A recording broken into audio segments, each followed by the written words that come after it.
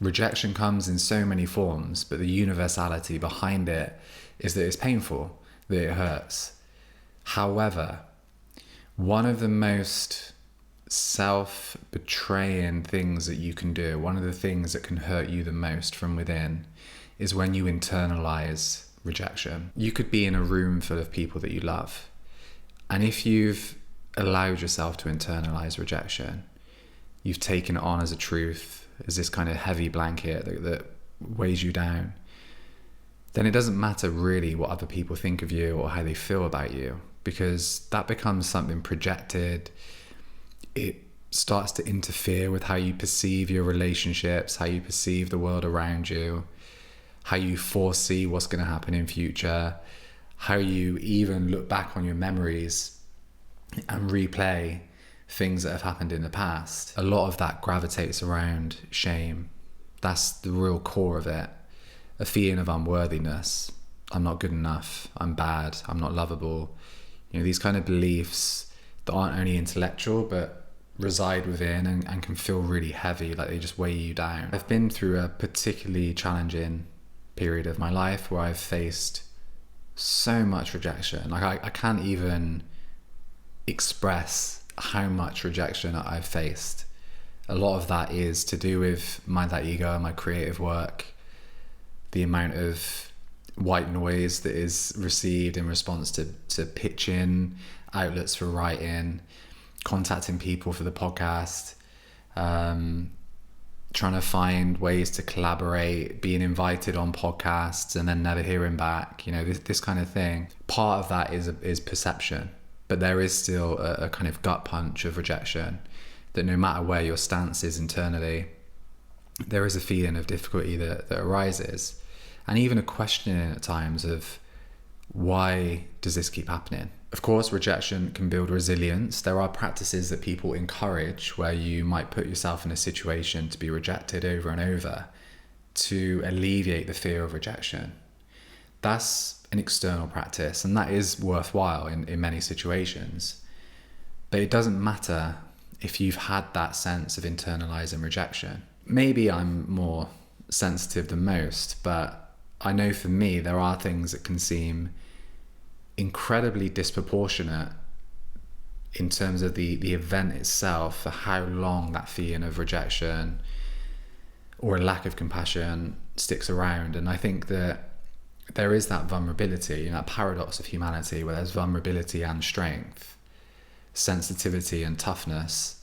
And I do think that, a lot of us just, it hurts. It hurts if we feel rejected. And sometimes it can be easy to suppress that pain, move on, get over it. Other times, when that happens continually, it can kind of chip away at that armor around the heart and end up becoming internalized, becoming part of your own inner talk, your inner reflection, part of your own self-image. The relationship that you have with yourself is the most intimate by far. And when I say that, relationship with yourself, on some level, the inner dynamic that is between what is perceived as the self and that which perceives it, be it your thoughts, your emotions, your behaviors, your physical appearance. With internalized rejection and self-criticism, it's like there's a veil or a layer of judgment between the awareness of that self and the experience of it. So there's an awareness of, I'm behaving in this way, I'm thinking in this way, I'm feeling in this way, and then a judgment that comes in. Why are you feeling that way? You shouldn't feel that way. That's a stupid thing to think. Why did you behave in that way?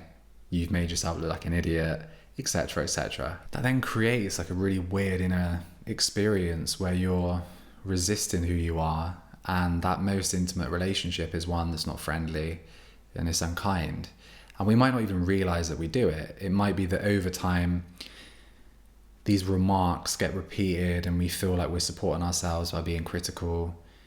We don't even notice that this are our own thoughts. We might just have certain loops going on and difficult feelings without really making the link that we're talking to ourselves in a certain way. And it doesn't have to be cognitive. It can be felt as well. It can be imagined. An example with me is that I find at times I do judge when I feel anxiety, like particularly social anxiety. I don't have to think that. That can almost be a habitual emotional reaction.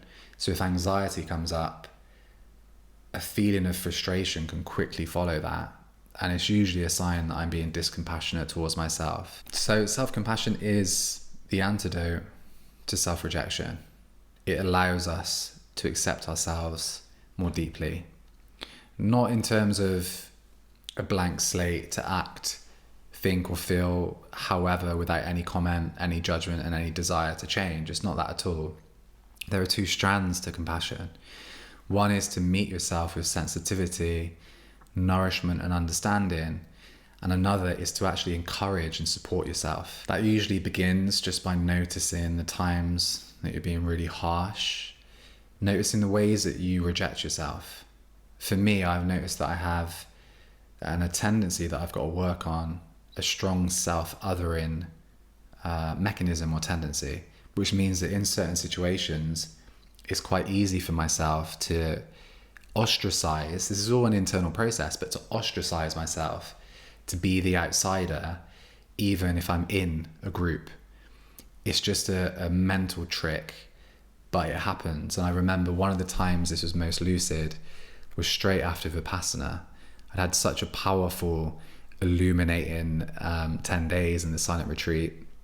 I was feeling so much joy and lightness and abundance. And towards the end, when the silence ended and it came to kind of mundane socializing, all this social anxiety in me surfaced, and I could feel I was looking at a group of people talking in the distance and just created the separation, created myself as separate from them. It's not even pockets of people and individuals necessarily. Like this self-othering tendency, this self-rejection, self-ostracizing creates one out of the group or the community, and then I'm on the outskirts of that. You can imagine this is not a pleasant experience, and it's very, or it can become a self-fulfilling prophecy. If you feel that way, if you reject yourself, you can expect rejection in future. It can be harder to accept when people are open and kind towards you. You can miss the cues of acceptance and amplify the cues of rejection. Those two things are a really clear indication that there's some level of self-rejection within. So one way of working with this, if you have an interaction, if you start ruminating around the interaction, if it's unfavorable towards you, be mindful, try and stop that circuit and that loop of rumination and just challenge. This is, cognitive behavioral therapy 101. Challenge the thought, challenge the rumination, be kind, reframe it in a way that you would speak to a friend. This is another good compassionate practice. Reframe it, challenge it, connect, just be accepting. This is the thing with myself. I get so frustrated.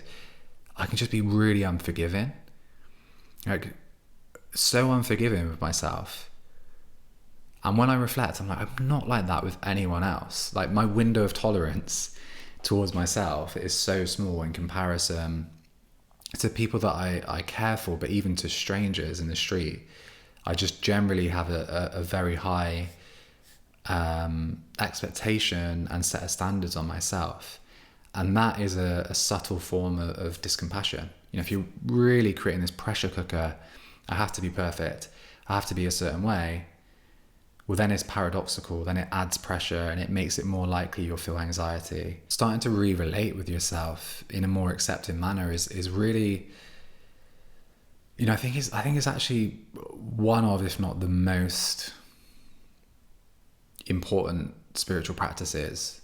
I definitely kind of took my eye off that as a practice, and I can feel how my base level of self-judgment and self-rejection, fueled by experiences of rejection, has just amplified that, and how much that affects my base level happiness and contentment. So join me in this process of increasing self-compassion and being really deliberate with that. You might, if you watch this video in time, you might want to join me at the Mystics and Scientists conference, which begins tomorrow on Friday. I've got an experiential workshop on the Sunday on quantum self-compassion. So it's looking at compassion across time. So if you imagine the self as outside of time, how can we direct a deeper sense of wisdom, kindness and care towards the past versions of ourselves and towards the future versions of ourselves. And I also have the online Superpower of Self-Compassion course.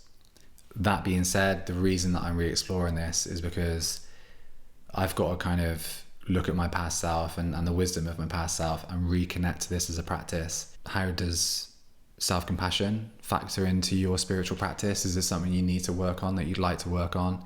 Is there anything else you'd like to understand? Any questions that you have? Drop a note in the comments and I would love to hear from you. And let's just be kinder to ourselves and to each other.